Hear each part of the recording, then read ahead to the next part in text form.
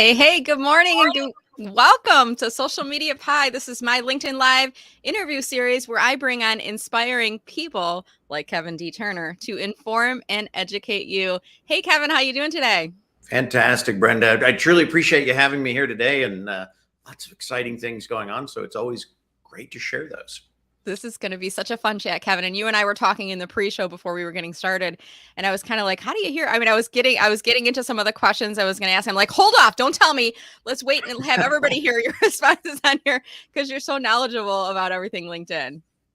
LinkedIn. I spend too many hours a day on LinkedIn. I love LinkedIn. I've been on LinkedIn since 2005 February, and every day. Yeah. So anytime something was breaking, I was looking at it, I was figuring it out, and I've developed some relationships over the years with people. I would say inside LinkedIn and inside, right? LinkedIn. And it's one of those things that as I notice things, or as others kind of within my group notice things, they'll come to me and say, "Hey, what is this? Am I insane? Did the profile just change and I don't get it?" And those kind of things happen. That was actually how we launched the information about the new profile change. Oh yeah. In November, it hit Jeff Young. And Jeff Young, really? He was the first one? Weird on my profile. And I said, "Well, no, mine's the normal profiles." We started taking shots, normal and new, normal and new, and normal and new. And that's how we built that flyer that went out that said, "Here's what's going to happen." Yeah. So often it takes a group of people, but people know to come to me. We'll work together. We'll figure this out. And then I always give credit in the process because that's important. Absolutely. Yeah. Who heard about it first? And I love doing it. So to me, that's kind of part of the process. Yeah. Well, awesome. Well, before we get too deep, I mean, we're already, like, you guys can tell, we're just like so excited to talk about, what's new on LinkedIn here today. But before we do that, just want a brief welcome to all of you who are watching. And I'm already seeing the chat lighting up, and I'm going to start to drop your comments on screen. But when you comment, we know that you're watching. It's kind of like in the pre-pandemic days, we would tap on the microphone and say, "Can you guys hear me in the back?" And the people would wave or they'd do the gesture, "No, we can't hear you." So the comments actually let us know that the live stream is working. So please do comment. Let us know where you're watching from. And I put a little tip. I don't know if you've noticed this, Kevin. Sometimes when you comment in a LinkedIn Live, like your screen freezes and then you lose it and you got to go back. Here's what I do. Watch it on your laptop and then pull it up on your phone and comment on your phone. That way you don't get any disruption in the live stream that's happening. Little hack there. And Kevin and I know each other from, I think it's from the Rockstar list. When I put together this Meller Marketing LinkedIn Rockstar list, you were one of the people. I have to go to our messaging history and see if I remember exactly when. But I just know you, Kevin, is, the TNT brand strategist. I know you're the guy. I always talk about this to people. Kevin's the guy who always gives us a heads up on features before anyone else. That's in my mind what your personal brand is. But Kevin, why don't you take a few minutes, tell a little bit about yourself and your business for those who don't know you. Well, and I love the fact that you look at that as part of my personal brand. And in a way it is. I like to kind of stay ahead of the LinkedIn curve. But my business itself is branding. It's personal branding. I always say I eliminate personal blanding. I love it. Tendency, they get on LinkedIn, they throw that profile together just fast enough to get out there, and then they start, posting things and writing things and commenting things, and they wonder why nothing ever happens. And you go back to their profile, and it is so bland, right? There's 3 shades of gray at the top. It's a terrible picture of them with their dog. There's no information filled out, and it's bland. And they've done it to themselves. So, that's one of the things I do is I help actually individuals and organizations kind of fix their blanding issues. Do you do professional bios too, or do you only do LinkedIn profiles? I'm curious. I do promotional bios, LinkedIn profiles. We even get into resumes and things along that line. I actually work with my wife. That's TNT. She's the other T. And so we work together. She's been a freelance writer for over, well, I won't say how many years, but Well, the reason I asked, I just had a client reach out to me yesterday, and I did his LinkedIn profile for him, but now he wants a professional bio written. And I'm like, I could do it, I just don't enjoy it, and I needed to send him somewhere. So I'm probably going to talk to you after the call here today. Oh, yeah, because we do enjoy it. And that's the best part. Yeah, part of the reason I ask these questions, I mean, Kevin, this is like really we've been on a couple group calls before, but before joining just this morning, we really haven't had a chance to get to know each other. But I always prefer to do these conversations in a live setting because we learn more about each other, and your network learn more about you through the process. And you can see, I don't know if you've noticed some of the other names that are popping in here. I went through the rock star list, and I invited like every person on the list. I think I did the same. So they got double whammied, maybe. Well, right? Well, is it though? If you send them an invite, they only get it once unless they accept it, or do they get it twice? Could they potentially? If you're going through the list and the box doesn't have a check mark area, yeah, right. You can't send them one because they already got one. So if you sent them one, they wouldn't get a second one from me. Then I would think. That's right.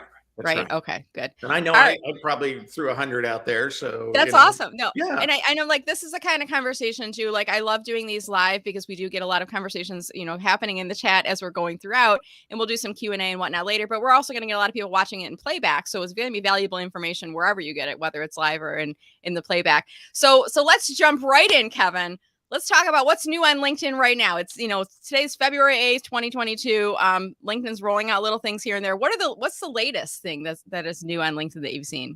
I think it's the hottest thing. And of course it was announced at the end of the year, and into the first of the month. And that is audio events. So social audio has been big. It exploded in 2020 because we all needed a little extra touch, right? Right. We were locked into our places. We couldn't go to work. We couldn't do this. We couldn't do that. We couldn't go to movies. So we all did the social audio piece. Clubhouse was huge. LinkedIn was watching it. LinkedIn was involved over at Clubhouse every night. You could find all the top leadership at LinkedIn at Clubhouse. If you wanted to build a relationship with LinkedIn, that was the place. Wasn't that crazy? And you could like hear from them and sometimes they bring up people up on stage to ask questions. It's like, wait a minute, why are we leaving LinkedIn to go talk to people that work at LinkedIn? Like, let's go back to. And they were never allowed to do that on LinkedIn, right? I think some of them even got the old, you shouldn't be doing that. Yeah. But they did it anyway. And people are always saying, well, why did it take them so long to get social audio? And, if you're building a company like Clubhouse on social audio, it's a certain amount of time, right? If you're taking a platform like LinkedIn that's built on some pretty old technology, if you can believe it or not, Jeff Young always considered it spaghetti wiring, spaghetti coding, right? Stuff on top of stuff on top of stuff. So for them to make this audio work, this interactive, they spent tens of millions of dollars bringing in new technology stacks. Sure.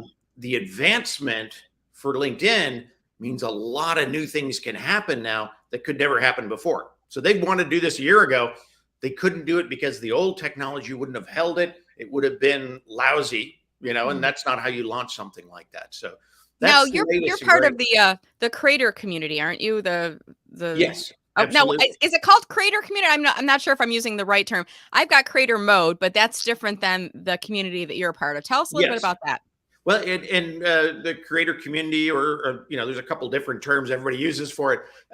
Basically meant that somebody at LinkedIn recognized you as somebody who is producing consistent content, right? That they want to help improve that content. And I always say follow the money on LinkedIn, right? Why would LinkedIn want to invest in people making better content? Because the better the content on LinkedIn, the more the members come, right? And the more they stay, and the more they devour, and the more community they build. And while they're doing that, they're perfecting their profiles, which is LinkedIn's business. LinkedIn sells us as members, to recruiters, to, talent groups. That's their business. So it all kind of fits in. So LinkedIn went out and actually hired initially, I think it was 15 creator managers that had experience, doing viral things on TikTok or, YouTube, all these kind of things. They have all this background experience, very little LinkedIn experience. And they brought people with a lot of LinkedIn experience and content. And they brought us all together as a group to kind of figure out, how do we do this better? Yeah. And it's a neat program. I think right now there's maybe 600 people in the program. Wow. Okay. And they did another program too, where they actually took 100 of those Mm-hmm. before that, and they invested about 15 grand. I remember that. There was like a contest. Yeah, and it was yeah. And we have some friends everybody's that like, are in "Are you there. going to compete?" And I'm like, I don't know. Like I could compete, or I could just get a couple more clients and get the 15. Like, it was like a toss up, because I always, like you, I like to get the newest features, all the bells and whistles. But were you a part of that group? Are you able to say, or is this like we can't talk about Fight Club? Missed the cut. but I wonder, I mean, because considered me, they sent me a little consolation, which was nice, but they said maybe next time. I said okay. And then next time was kind of the creator community that they were really building, and part of the advantage of that is you do have a more structured communication, right? An avenue that you can go into LinkedIn when you see things, when you have questions, when you need help, when you want to present a better feature. There's now a process through that piece. And, all of that came about with creator mode, which you mentioned earlier. When they which is different than the creator community that we're talking about, right? Yes. So there's kind of 3 levels. There's the 100 people that were in the contest. Creator Accelerator. Yep. And then the middle one, is it called creator community, or what are they calling that? Creator program is creator program. The official term. Okay. Yeah. Sounds kind of dry, but yeah. And then we've got creator mode, and some people may not even be familiar. I mean, I still consider that newer. Kevin, would you say it's still newer, or do you think it's kind of well known enough now? I think for a lot of people it's still new. And when it launched, they had all these things in mind of what it was going to do. And they launched it, and that was before this technology stack investment came in, right? And it went out there, and people were like, it didn't do that. It didn't make me, more viewable. It didn't get me more people following me. It didn't make my content go viral. This stuff doesn't work. And when it really initially launched, all creator mode was, for the most part, was a reorganization of your profile, which I think has an advantage, right? Because it looks different from anybody else. That was like the big thing that it really, and they should have just said, this is what it is today, and we got plans to build it further later. And they didn't really explain that well. So a lot of people just kind of pushed it aside. Yeah. And, very quickly, towards the end of last year, they went out and they gave 2 things in what we call the Creator Hub. That's part of creator mode. Those are tools that creators get. They gave them access to live. Okay. Like everybody has access to live now, right? Well, with creator mode. With creator mode, if you have creator mode turned on, you have access to live. You have an automatic application to live. Okay. So you still have to be approved. If you are naughty, right? Uh-oh. They might say, we're not going to give you the ability to broadcast on our platform if you've been bad behavior in the past. So so if you've had your hand slapped, or if you've had people report you, or other things have happened, you're on a watch list, maybe you're not going to be given that access. And I've been in jail a couple of times. Have you? With LinkedIn. It's not that kind of stuff that gets you in trouble. Right. It's things like I got into the code, or I scraped content, or I had 150 fake profiles. That's the kind of people that they're saying no live for you. Right. Or no newsletter for you. Yeah. So pretty much anybody who turns that creator mode on, if you're a good member of good citizen LinkedIn, of the community, you're getting in. You're going to have the opportunity to do that. So let's change gears a little bit, Kevin, because I'm kind of curious, and I asked you this in our pre-call today. How do you hear about the new features? I mean, we're here talking about what's new on LinkedIn. Like, how does Kevin have like the bat phone where like LinkedIn calls him like, Kevin, okay, we're launching a new feature. You got to tell me, like, how are you hearing about these things? Part of it is just what I do. I'm on LinkedIn 12 hours a day, right? Every day. And I do a digital detox every 2 weeks. I take a full day away. I turn off I even turn off my cell phone. Go away for a day, because I have to, because I stay on there so long. That's where I discover a lot of the things. And sometimes it's just small differences you notice. And then I will do things like I'll look into the code, the source code, to see what's in there. If you notice something and you look in there and it says, it's null, or it's there's ways to tell what's coming in that process. And what you're referring to is like, I mean, you could do this on any website, right? The right click, use source code of a web page, right? So it's not like we're hacking the system or anything. I mean, it's just, it's understanding. I do this sometimes when I'm working with a client and they're like, I don't know where my logo is, but it's on my homepage. And I'm like, well, I can grab it from your code. It's basic stuff. Exactly. Yeah. And so you look in there and you find things. We knew about dark mode a year and a half ago. It's still Wait, trying what's to that? make Because its some way people out. might be going dark mode. What's he talking about? I don't have that. What is that? And how do they turn that on? Dark mode is just that. If you're sensitive, your eyes are sensitive, or you're staying on the computer a long time, this bright white, and LinkedIn's got a lot of this white, creamy, beigey stuff going on, right? It can hurt your eyes. And so if you're end of the day, your eyes are irritated or you're getting a migraine, you go to what's called dark mode, and they replace with the opposite color, right? So white would actually be black. The cream beige might be dark gray. And so it just kind of lightens that load a little bit. Believe it or not, it makes your computer last longer too. It doesn't burn your screen, makes your battery last longer, which is nice. And if you're outside in the sun, you've got the opportunity to work in the park, right? Oh, that's brilliant. You can do that. So dark mode's great. It's available on the mobile for almost everybody. And now it's available for most everybody, and it's still rolling out on desktop. Okay. And so on desktop, you go into settings and you look for preferences, you look for display. And if you see a thing that says display, that means you've got dark mode, and you can go in there and you can select light, dark, or device, which means it gets the signal from your device if you've chosen dark mode on your devices. Okay. But that's basically it. And I love it. I do a lot on it, and I switch back and forth. I was going to say, and I think I remember when you first saw it, didn't you do like a comparison? Like, here's what's different. Cause there's some, like, there's ways that your logo and your banner they look differently because of the dark mode versus the regular white mode, right?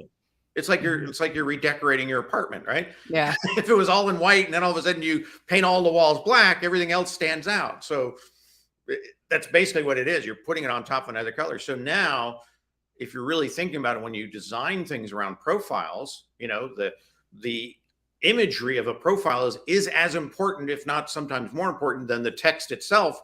Yeah. You have to consider, well, how does it also look in dark mode? That's interesting. How does it look in light mode if I'm one of those dark mode people? And the younger people are, the more likely they are to go to dark mode.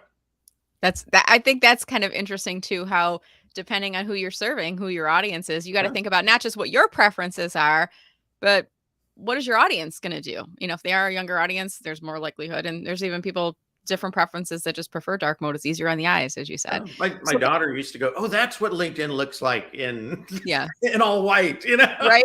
Because she doesn't turn it on. Like she has she would never have it that way. Yeah.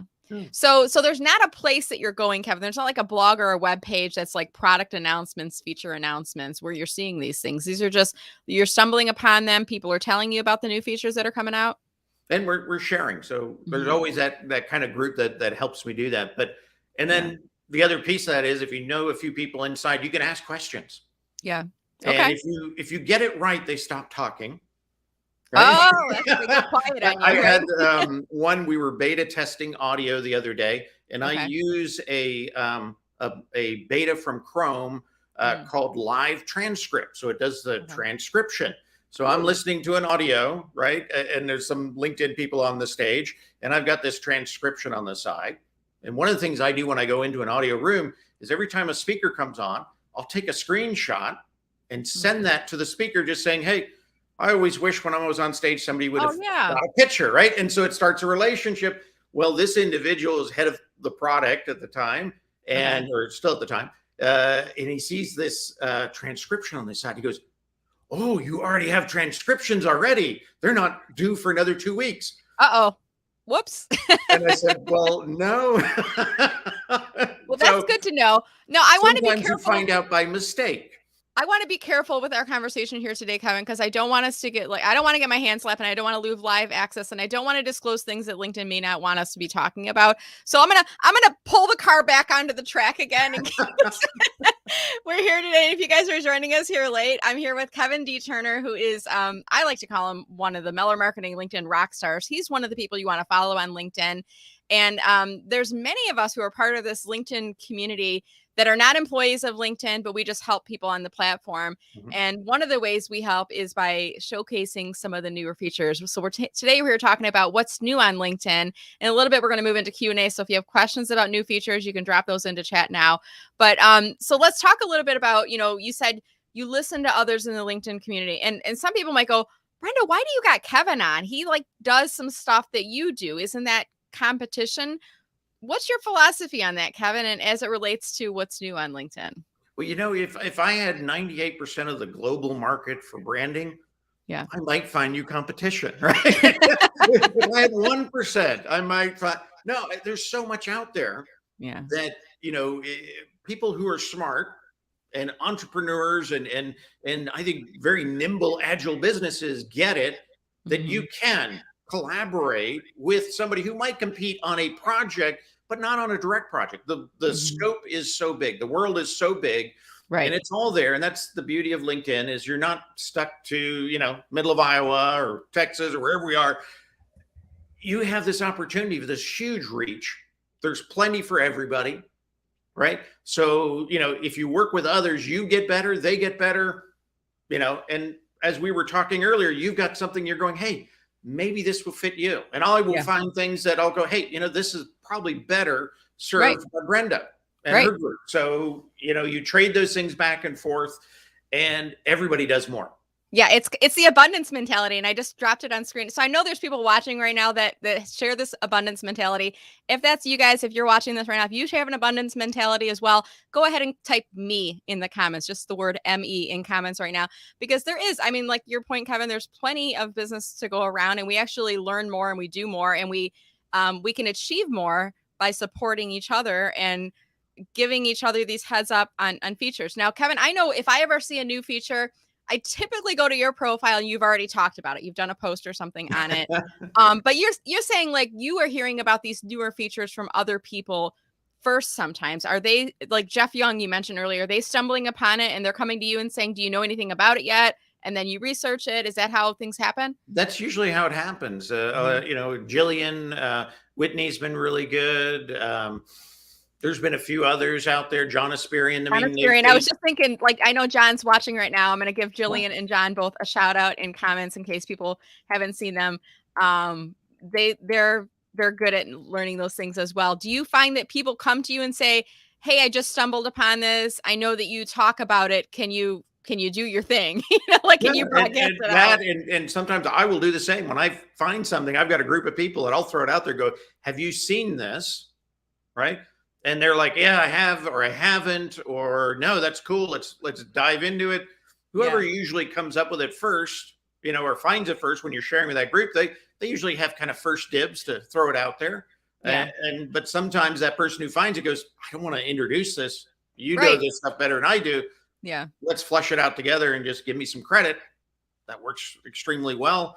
It kind of keeps everything together. One of those things that I do with the new LinkedIn feature articles is, anytime somebody finds it in the wild, anytime somebody, produces a great post on it, those are the kind of things we're linking to. So people can find out more information about it and really kind of figure out, where did it come from? Yeah. And what we're learning what we're learning too, Kevin, is when the features come out, it doesn't roll out to everybody consistently. And we don't know what the rhyme or reason is. Is it industry? Is it number of connections? Is it geography? Forget. Oh, you do? Okay. Don't say it, because I don't want to get my LinkedIn live banned. No, this is something that they don't mind you talking about. Is it public knowledge? I just don't want to get us in trouble for sharing it. It is. It's kind of a best practice for the industry, right? So if you've got this huge network using a resource like LinkedIn, if you introduce a feature and it goes out there and the whole resource crashes, oh yeah, and you and I don't have LinkedIn for 4 days while they're trying to put it all back together, we get pretty mad. Right. And we go find another platform if that happens too often. They know that. So what LinkedIn does, it does kind of a share the pain. They do rollouts. They're in normally 5 waves. Okay. The waves increase, right, as you go along. Okay. And they're always randomized. That way, you're not always kind of the victim of what's new, because sometimes what's new goes away, or what's new breaks everything else and your count's down. So Yeah, they that's true. randomize that sample and then they increase it. If everything's going well, the waves keep moving. Okay. Normal rollout is 30 to 60 days. That's kind of normal. Okay. Dark mode Unless has been rolling out since March of last year, and yeah. is still not out to everybody. So some of them have complications as they go along, and they actually split that because at one point it was mobile and desktop altogether. Now it's mobile and desktop separate. Oh, So interesting. So they're things learning and evolve. they're adjusting as Yeah. they're going through So this, sometimes right? it's great to be the first wave. Sometimes it's really bad to be the first wave. Sometimes people who are in the first wave don't even realize it until about the third wave when everybody else tells them they already had it. Oh yeah, like, oh yeah, I've noticed that difference. Now I've noticed too, Kevin, that sometimes there's newer features that roll out and I don't have them yet. And maybe it's a desktop feature, but then I update my LinkedIn mobile app and then I have it in both places. I don't know. Am I crazy or is there any correlation to that? There can be Okay. a mobile if it's a mobile created product, right? Like let's say Cover Stories last year, or actually a year before, wasn't it? That was mobile created, and Okay. that's why you can't produce it on your desktop. You got to do it through your mobile. So in that instant, to get that particular new feature, you had to update your app. Now, the nice thing about it, they figured it out. You used to delete the app and then go back to the app store and re-put the app in again. Now you can actually go to the app store, tap on the app, and it will And just update. update it. There you go. Yeah, so And I that's just much better, much faster. But I suggest doing that on your mobile whenever you remember, at least once a month, because there may whenever be you talk features about there it, you don't know about. we were just talking about it and I just did a quick video because I'm going to post this on Instagram later because I can't do it as a LinkedIn stories because they are gone. But to remind people to update your LinkedIn app. So if you guys are watching right now, go into your app on your phone and just click on update, making sure that you're getting the latest features there on LinkedIn. Hey, Kevin, I'm going to start to change gears a little bit and we're going to start to move into some Q&A because I know there's a lot of people that are watching. And I want to thank, there's so many people who are on my Rockstars list I invited to come along for the conversation today. And I see a lot of them on here. And if you guys are aware of any new features, we've talked about live audio. And Kevin, I know you've done a handful of those so far, right? I know I was on one with you last week, but how many of those have you done so far? What's that? Three so far, you said? 3 so far. Okay. And each one we're learning something every single time. And, again, I think the biggest change I've seen in LinkedIn is the fact that they're listening. They're developing with us as opposed to producing something and giving it to us. And it's a little frustrating right now because this is a beta and everybody like, I want it. What we see today is probably not what we're going to get when it rolls out. It's going to be that much better.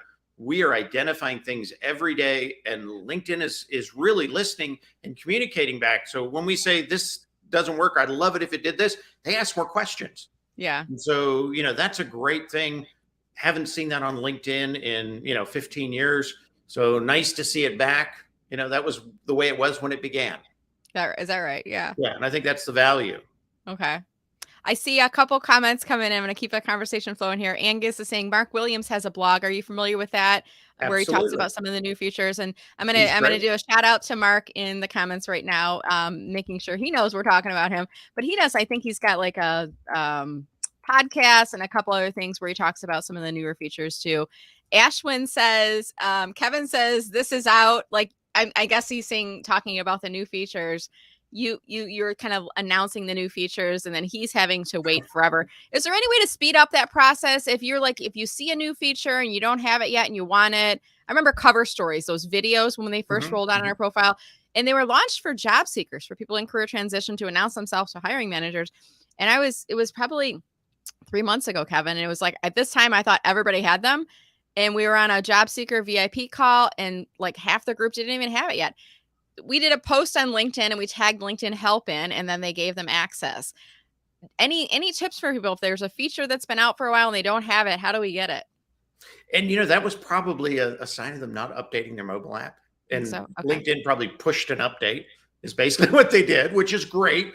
But yeah, normally they're not going to break their 5 waves and insert somebody. It's almost I can't even get it done for me. So like the new profile that we talked about launching, towards the end of last year, I didn't get mine until probably 30 days ago. Wow. But I knew about it and we documented it. And, part of, what I did is I went and said, okay, let's take that document. I'm going to redo my profile to fit the new look when it comes. So it still works with the current look. Yeah. So sometimes you just have to work with the information and just wait your turn. And it is hard. It's frustrating. And it's hard too, Kevin, when you're training people on LinkedIn or you're helping them with their profile, and like one change I know in the profile, it was in the preview of the about statement, it was 3 lines before. And in the new one, it's 4 lines. So I'm kind of like, I'm leaning towards training people the new way because I know it's going to come, but they're looking at their screen and they're saying, wait, I can only see 3 lines. So it's a little bit confusing.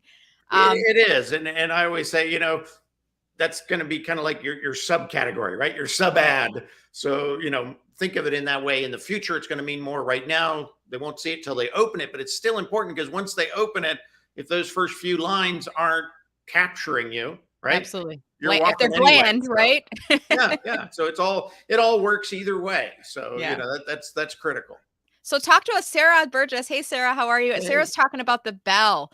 Talk to us about the bell. What is it? Does everyone have it? Do you know? And why should we care about this bell that's on our profiles now? And this has been one of those, I think, miserable rollouts in the sense that it's taken so long. It started last year. Basically, the bell is if you go to somebody's profile and you notice on their top card over to the, would that be right-hand side, if you see a silhouette of a bell, right? If you click on that silhouette of that bell, it then turns kind of a dark gray or a light gray, but it changes colors. It's not a silhouette anymore. And that basically means when that individual posts anything, in the sense of post, like a post, a poll, article, not so much when they comment on things. When they do that, basically, at that point, you will get notified in your notifications. And originally, and I think it's still part of it, they still push it into the feed. Okay. So, people like, well, I didn't see it in the feed, but I saw it in my notifications. So it's only notifications. You think about that feed. That feed's like a one-armed bandit in Vegas, right? You pull the lever, boom, and it stops. Well, it may have been more part of that zzz part. You never saw it, but it was there. And so the notifications are your best friend in the sense that, you can scroll down those and find them pretty easy. Go back to that particular post. So it really does both. But, okay. So right now I'm on your profile, Kevin, and I see the bell is colored in. So I think that means I have you notified. Yes. Like I'm going to unclick it so people can see. And I just got a notification on my screen saying you'll only receive notifications for top posts from Kevin. Yeah. If I click it back on again, it says you'll now receive notifications for all posts from Kevin. So it's showing that notification on screen. And hypothetically, that means it will come up in my bell icon when I click on notifications. So if you do a new post, it'll come up there. But also hypothetically, you're saying we should start to see more of your posts in the homepage feed. Every one of them. So that's a question I get a lot. Like it seems like I'm getting a lot of stuff I don't want to see in the homepage feed, but you're saying like the bell notification can help us to control that a little bit. Absolutely. And one of the best ways, if you've got a fairly decent sized network and you're seeing a lot of junk in that feed, one of the things that you can do is there's certain people in your network that either don't post what you want to see or don't post at all. Yeah. And you can go in there and you can technically unfollow those individuals. And that will clean up the equation that creates your feed. So sometimes nonsense, right? They never post, but they're part of the math that creates my feed, makes the feed math so impossible that it just gives you whatever it can. And you get a bunch of junk. So go in there, unfollow those you don't really want to see in that feed, and then go and find the ones you do and click the bell. And that becomes kind of a new way to train that feed. The other thing is if you see something you don't like, don't comment on it because that increases how many more people are going to see that junk, right? I'm going to show this as an example, if you don't mind, Kevin, because you're talking. I'm not, my friend Lori Jo Vest. Lori Jo's a sweetheart. I'm not going to unfollow her. But when I see this, I click on the 3 dots and then I can unfollow. So that means I'll stop seeing her post, but she'll say in my feed, as opposed to if I click like I don't want to see this, that would take that post out of my feed entirely, but not. Yeah, you have some options in there. There's about 5 filter options, including, I don't want to see politics, so there's other options in there. And through that, you can also, right below that, report and block. Yeah. So if it's something that's really offensive, maybe it wasn't, in your network, but somebody in your network commented on, said, this guy's a bad person, right? Yeah. Yeah. You can go into that thing and then select not the individual who is saying they're bad, but select the individual who created the post, the author, Gotcha. and say, I never want to see this, right? Okay. That's the That's report and block. I always highly recommend report and block so we don't have other people infected by bad stuff, right? So it's like weeding the garden. You want to pull the weeds so they don't grow again and they don't keep growing. You got it. Right. All right. We got a couple more questions. I'm going to keep us moving here and we're going to wrap in probably the next 5 to 10 minutes here. So let's see. Meg is asking, hey, Meg, nice to see you. Meg is asking, any difference between free and paid accounts, like the premium accounts these days? Have you noticed any feature changes there, Kevin? There are, and I think there's more coming. So a couple of things in the premium, you get all you can eat learning, which if you're trying to, let's say, upskill, you're trying to pivot to another type of industry, that's a great place to do that. And they even have now accredited credits for you towards college time as well. So a lot of value in that alone as part of it. The other thing is when you get into job seeking, they will always give you more information about how you compete against the competition. Okay. Right. So you kind of know what skills they have. You might notice if you're applying for 10 different positions that you're always missing 4 or 5 skills. Those are the ones you go to learning and learn, right? Or those are the ones you write into your content so they know you have them. You add them in. Like maybe you have those skills and you just haven't thought about adding them on, right? So that can be a great value. The other piece that a lot of people don't use, I think, appropriately is when you have premium, you get the last 90 days of who's looked at your profile. Yes. Every one of those is a potential opportunity for you. So if somebody, a headhunter pops in and looks at your profile, especially if they looked at it more than once, that's an individual you go back to on their profile and you send them a message, whether it's an email or a direct message if they're open, saying, hey, I noticed you popped by my profile. I really like what you do. And we share some industry, whatever it is, blah, blah, blah. Find the connectivity, right? And ask them, how can I help you? You know who does that really well? Beth Granger. I don't know if you know Beth. She's out of New York. She's another LinkedIn trainer. And when I used to publish the Rockstar list, I was doing it like monthly for a while. And every time I would like once a month, I would look at her profile to look at her numbers. And she would always message me back like clockwork, like the next day. Hey, I saw you looked at my profile. Are you working on the Rockstar list or something else? I mean, I think it's a really good point of finding those leads and those opportunities there. Well, people are always asking, how do you get a recruiter to call you? Yeah. If you call a recruiter, they're too busy. If you send them an email, they might read it. They might download the rest. They're not going to, come back to you unless they're working on something you're a perfect fit for. Right. If you open their profile once a week. Yeah. Look at their profile is what you mean, they right? Will come back and say, hey, how can I help you? Because they're commission, right? If they land somebody with a company, they can make anywhere from 10 to 50% of your first year salary as their commission. So you pique their interest. You either want to hire them. Hey, that's money, right? Or somebody is a perfect fit for something they're working on, or you're the perfect fit for something. So if you do that, and I always think of it like leaving your digital business card on their digital desk. I like that. Every morning they go and they look. You're going to become familiar, if nothing else. Maybe they don't have a job for Brenda Meller this week, but if Brenda Meller comes on my profile a couple times a month, leaves comments on there, eventually recruiters are going to look at my profile and go, oh, she's looking for a marketing director position. The next time they have one, they're going to remember Brenda's one of those good community citizens, right? Yeah. And sometimes they'll be working on stuff for people you're connected to. Yeah. And they'll ask you about them. And it's all relationship building. And that's why we're here. Absolutely. So Annette has a question. I think this is an easy one, Kevin. How do you force the LinkedIn app to update? Do you have to wait for the new version? You got to go into your app store and click on update, or is there a way to automate that process? Yeah, you can go if it's a mobile app, right? You can go to the app store and you just tap the app that you have and it will only update it. You don't have to delete anymore. It'll just update it. That's the fastest way.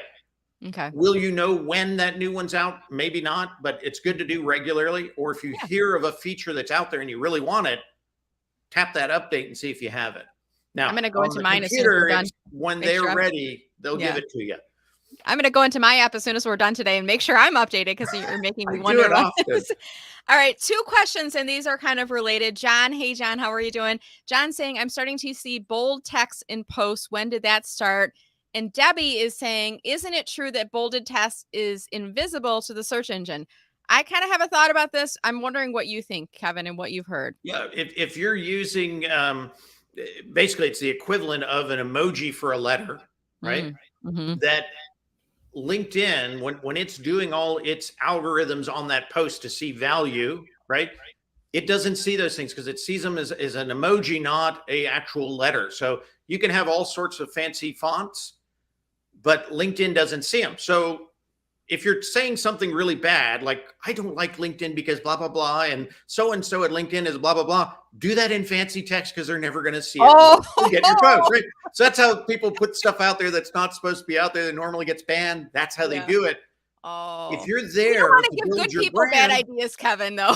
Well, but if you're there to build your brand, you don't want to disappear. You don't want to become bland in that sense, right? Invisible by using this. So by using it, you do. And then search engines are the same way. Yeah. If you take those same posts and you take the words in those posts and you put them in the search box, you probably won't find the post. Mm-hmm. And if you do the same thing on Google, you won't find that post. Even if you do that actual term and the author's name and LinkedIn, you won't find it on the search engines because that's a picture, not an actual text. Yeah. So good and bad. Visually, it might stimulate your eye to stop the scroll, right? So there's the value.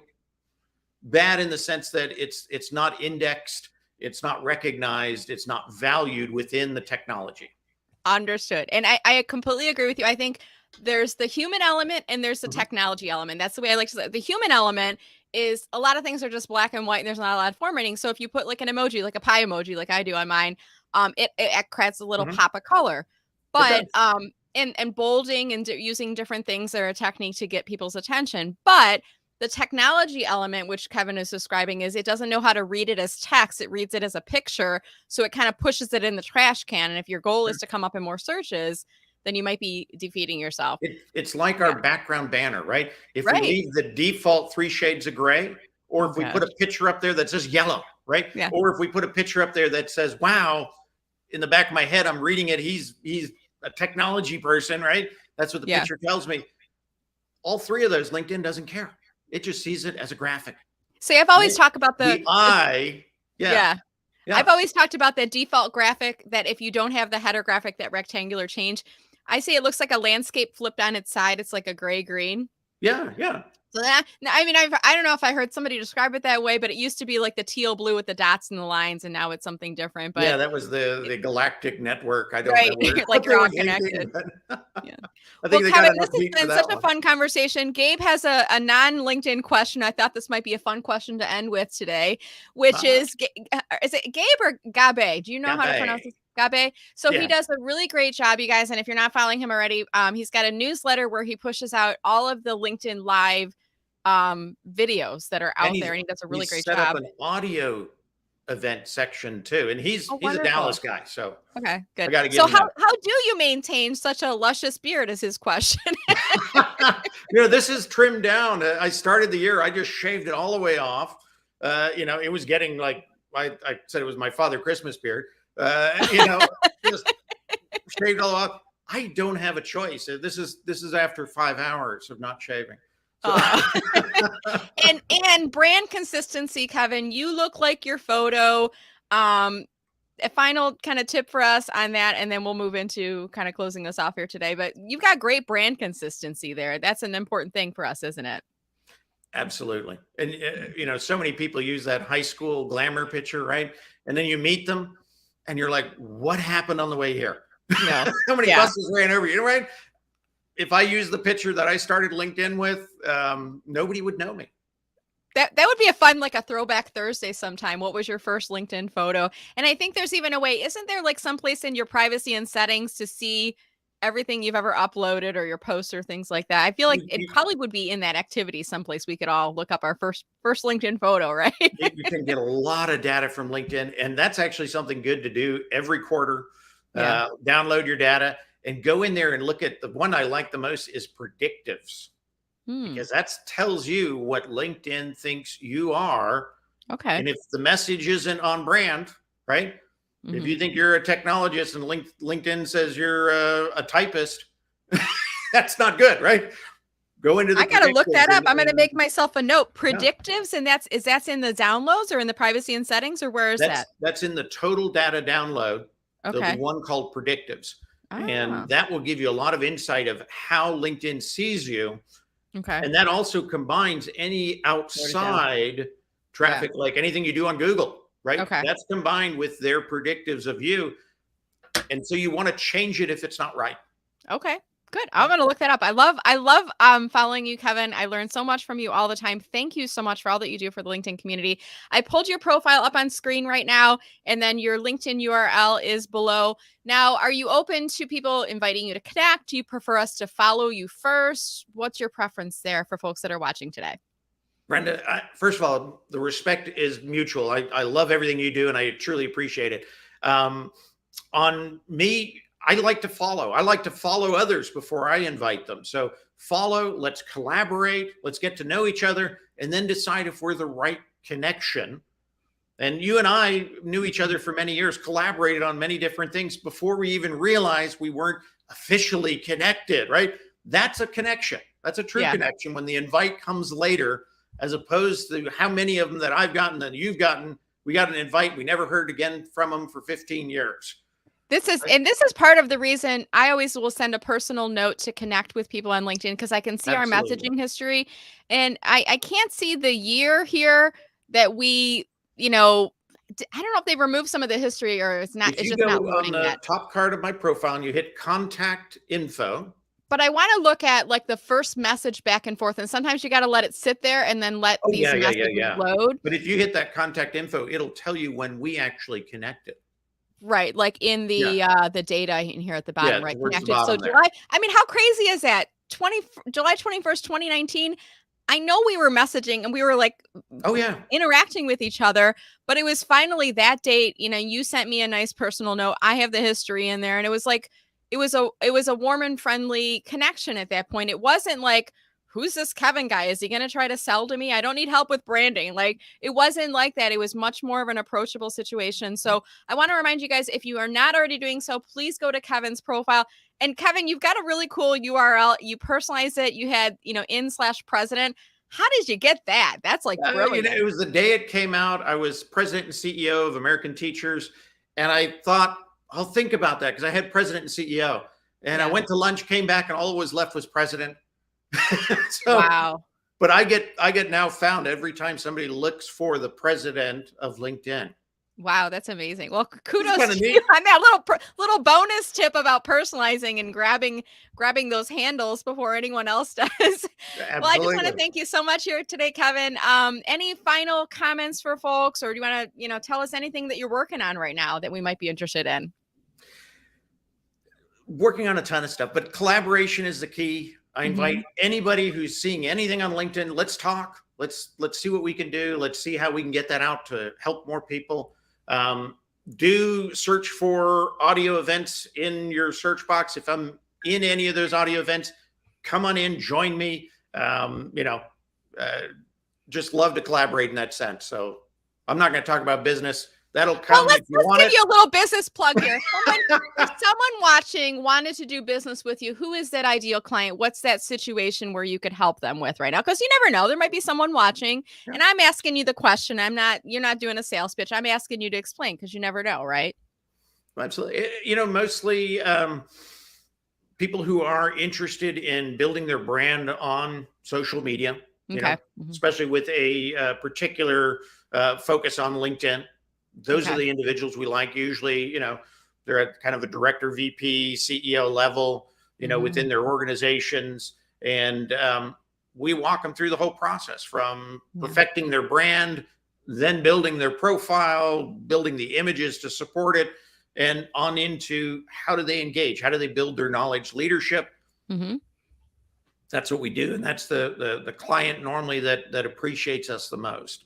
Awesome. Well, thank you, Kevin. Well, maybe one of those people are watching. And if so, if you do invite Kevin to connect, just mention that you watched him on the video here today. And also, one little thing you guys could do, everybody who's watching, as soon as you're done watching this video, especially if you have not posted on LinkedIn in a long time, as soon as you're done watching, go find the video on my activity feed again. Then you can click on share, and you can share it out as a post. and tell people something that you learned by watching the video here today. If you tag Kevin and or me, we will comment back and we will thank you, which will push you up into your homepage feed, give you a little bit more visibility. But it's a good way of just keeping active on the platform, giving yourself out into the homepage feed again. So Kevin, thank you so much. It was such a delight talking to you today. I really appreciate it. Absolutely, Brenda. Thank you, and enjoy the week. Rock it. All right, guys. Thank you, guys. And watch out for those new features. If you see anything new on LinkedIn and you haven't heard Kevin talking about it, make sure you message him and give him a heads up on that. I know he does a really great job of kicking the tires and looking at all the new features and then giving us instruction. On behalf of all of us here, have a wonderful week, everyone. Stay safe and stay healthy. And I look forward to seeing all of you on LinkedIn. Have a great week. Take care. Take care.